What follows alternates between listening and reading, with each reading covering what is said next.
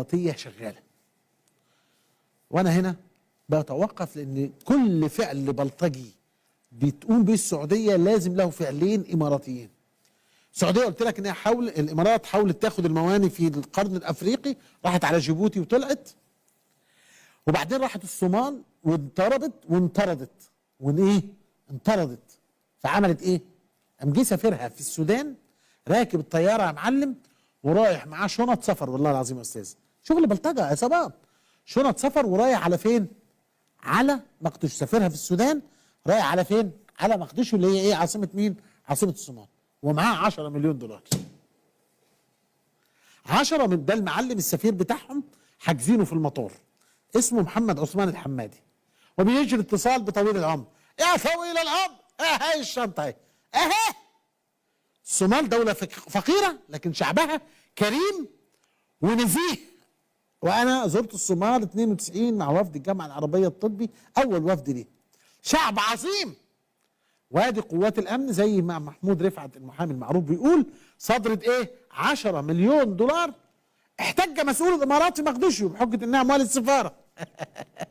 اموال السفاره في العماره.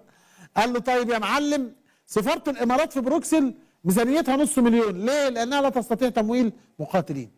الامارات دخلت على خط القتال والحرب والفوضى في الصومال، مولت بعض القطاعات، نجحت بعض النواب، اقصت التيار الاسلامي، ثم تعاونت مع اكبر منظمه ارهابيه في الصومال حتى تسقط صوتها. واليوم تنكشف سوءة الامارات، خصوصا ان الامارات واخده الفلوس دي بعد ما طردت من الميناء اللي كانت قاعده فيه ومشوهم زي جيبوتي ما عملت. فتروح تعمل ايه يا معلم؟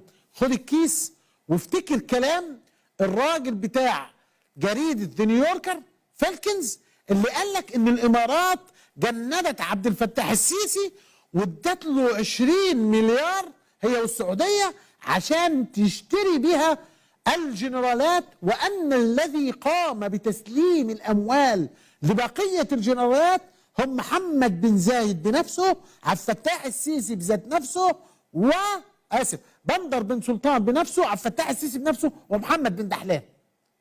يا سلام يا سلام يا اولاد. فهو رايح قال لك هعمل انقلاب بقى بسرعه كده، يلا يا اولاد بسرعه. واقول لكم ان اموالا اماراتيه شبيهه تدفقت هنا وهناك وضبطت، وان الصيف القادم ساخن ساخن.